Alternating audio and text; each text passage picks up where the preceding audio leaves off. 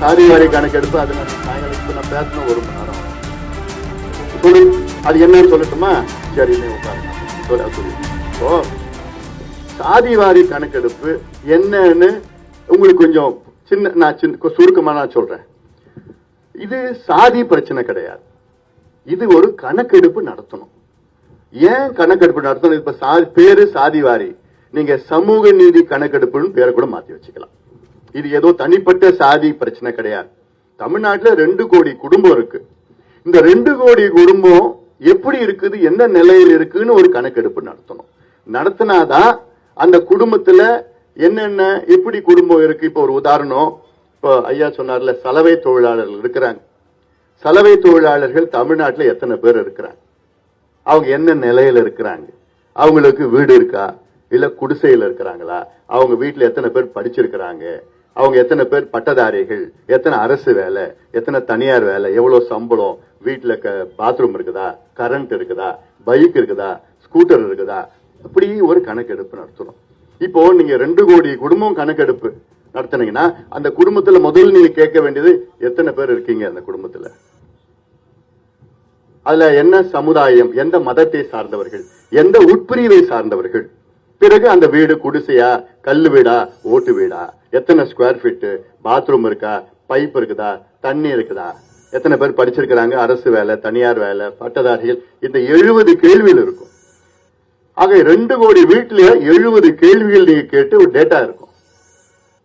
அந்த தரவை வச்சுக்கிட்டு தான் நீங்க பிரிச்சு சரி இந்த சமுதாயம் இதை பிரிச்சா இந்த சமுதாயத்துல ஓஹோ இதெல்லாம் குடிசையில இருக்கிறாங்க, இந்த மதத்தை சார்ந்தவர்கள் இவங்க எல்லாம் படிப்பு அவ்வளவு இல்ல, இது ஒரு பக்கம் டேட்டா வச்சுக்கணும். 2வது இடஒதுக்கீடு இருக்கு. இப்போ தமிழ்நாட்டில் 69 விழுக்காடு இடஒதுக்கீடு. 69 விழுக்காடு இடஒதுக்கீட்டுல 1 விழுக்காடு பழங்குடி மக்களுக்கு, 18 விழுக்காடு பட்டியலின சமுதாயத்திற்கு, 20 விழுக்காடு மிகவும் பிற்படுத்தப்பட்ட சமுதாயத்திற்கு, 30 விழுக்காடு பிற்படுத்தப்பட்ட சமுதாயம், பிசி 30%, எம்பிசி 20%, எஸ்சி 18%, எஸ்டி 1%, 69. இப்ப நான் ஒரு உதாரணம், பட்டியலின சமுதாயம் இருக்கு 18% இடஒதுக்கீடு எஸ்சி. அந்த எஸ்சி பிரிவுல 3 பெரிய பிரிவுகள் இருக்கு. அருந்ததியர்கள், ஆதி திராவிடர்கள், தேவேந்திர குல வேளாளர்கள். அந்த 3 பெரிய பிரிவுகள்ல 78 உட்பிரிவுகள் இருக்கு. அந்த 78 உட்பிரிவுகள்ல வெறும் 8 பிரிவு உட்பிரிவு தான் 18ல 15% எடுத்துக்கலாம். மீதி இருக்கிற 70 உட்பிரிவு 3% தான் கிடைக்குது அவங்க. அப்போ இந்த கணக்கெடுப்பு நடத்தினா யாருக்கு கிடைக்கல, யாருக்கு அதிகமா கிடைக்குது, யார் அதிகமா எடுத்துக்கிறாங்க, யார் அதிகமா எடுத்துப்பாங்கன்னா அதிலே டவுன்ல யார் இருக்கிறாங்க, கோச்சிங் சென்டர், பணக்காரங்க, பணக்கார பிள்ளைங்க, கிராமத்துல குப்பம் பையன் சுப்பம் பையனுக்கெல்லாம் போட்டி போட முடியாது. இந்த கணக்கெடுப்புல தெரிஞ்சிடும். எம்பிசில 115 சமுதாயம் இருக்கு. அந்த 115 சமுதாயத்துல யார் அதிகமா எடுத்துக்கிறா, யாரு கிடைக்கல. ஏன் இப்ப பழங்குடியினம் இருக்குல்ல, எஸ்டி 1%, அதுல 34 பிரிவு இருக்கு. அந்த 34 பிரிவுல 4 பிரிவு தான் எல்லாம் எடுத்துக்கும் போது அதுல தெரிஞ்சிடும் கணக்கெடுப்புல.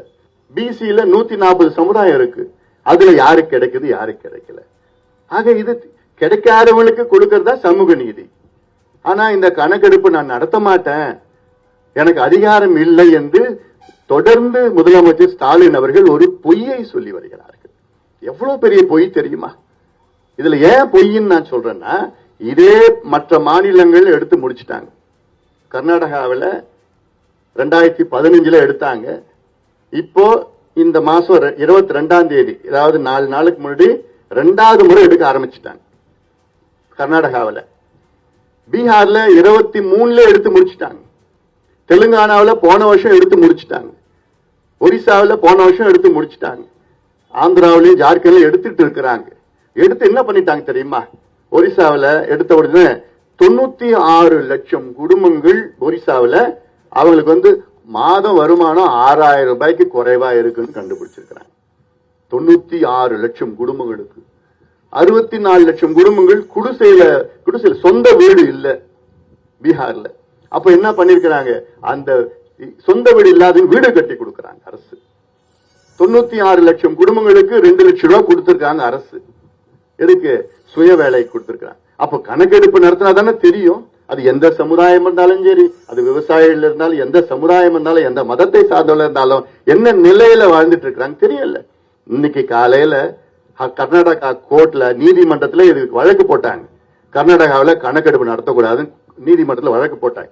நீதிபதிகள் என்ன தீர்ப்பு கொடுத்தாங்க தெரியுமா? இன்னைக்கு கர்நாடகா அரசு கணக்கெடுப்பு நடத்துவது கர்நாடக அரசினுடைய உரிமை.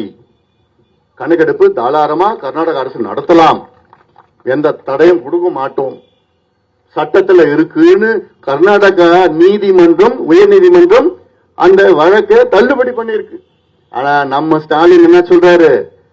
எனக்கு அதிகாரம் இல்லைங்க, மத்திய அரசு தான் எடுக்கணும். எவ்வளவு பெரிய ஒரு பொய்யை சொல்லிக் கொண்டிருக்கிற ஸ்டாலின் அவர்களே. இன்னைக்கு கர்நாடக அரசு தீர்ப்பு வழங்கி இருக்குது. என்னன்னு, மத்திய அரசு இல்ல மாநில அரசு எடுக்கலான்னு தீர்ப்பு வழங்கி இருக்கிறது. இதுக்கு பதில் என்ன சொல்ல போறாரு ஸ்டாலின் அவர்கள்? கணக்கெடுப்பு நடத்துவது பெரிய விஷயம் இல்லம்மா. கணக்கெடுப்பு நடத்துவது 2 மாசம் போதும். தமிழ்நாட்டில் 8 கோடி மக்கள் இருக்கிறா, 2 கோடி குடும்பம் இருக்கு. 2 மாசம் தான் 500 கோடி செலவாகும். 2 மாசம் 2 லட்சம் இல்ல 3 லட்சம் அரசு அதிகாரிகள் 2 மாசம் வீடு வீடா போய் எடுத்தா 2 மாசத்துல டேட்டா எடுத்துடலாம். இப்ப இருக்கிற கணக்கெடுப்பு 1931 எடுத்தது, வெள்ளக்காரங்காலத்துல எடுத்தது. அதை கணக்கு வச்சுதான் ஓட்டிட்டு இருக்கிறாங்க இன்னைக்கு வரைக்கும். இப்ப இருக்கிற கணக்கெடுப்பு அடுத்த 50 ஆண்டுகள் பயன்பெறும். இன்னும் தமிழ்நாடு வேகமா வளரும். யார் பின்தங்கி இருக்கிறார்களோ, எந்த சமுதாயத்தை சார்ந்தவர்களா இருந்தாலும் சரி, எந்த மதத்தை சார்ந்தவர்களா இருந்தாலும் சரி, யார் பின்தங்கி இருக்கிறார்களோ அந்த கணக்கெடுப்பு நம்ம கையில இருக்கும். அவங்கள நிறைய திட்டங்கள், இடஒதுக்கீடு அதிகப்படுத்தலாம், வீடு கட்டி கொடுக்கலாம், கடனை கொடுக்கலாம், கல்வி கடனை கொடுக்கலாம், வேலைக்கு கடனை கொடுக்கலாம், வேகமா முன்னேற்றலாம். இதுதான் உண்மையான சமூக நீதி. ஆனா எனக்கு அதெல்லாம் வேண்டாம், அதுல எனக்கு நம்பிக்கையே இல்லை என்று சொல்லுகின்ற முதலமைச்சர் எங்கேயா பார்த்திருக்கீங்களா? தமிழ்நாடுல பார்த்துட்டு இருக்கீங்க.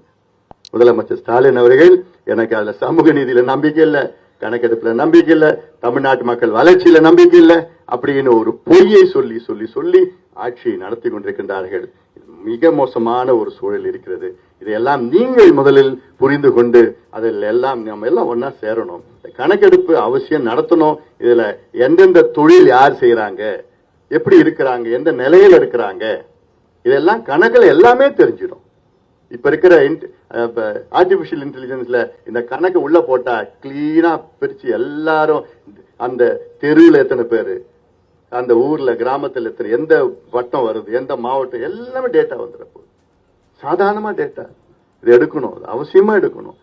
இந்தியாவில் பஞ்சாயத்து தலைவருக்கு கூட கணக்கெடுப்பு நடத்த அதிகாரம் இருக்கிறது. பஞ்சாயத்து தலைவர் கூட இருக்கு.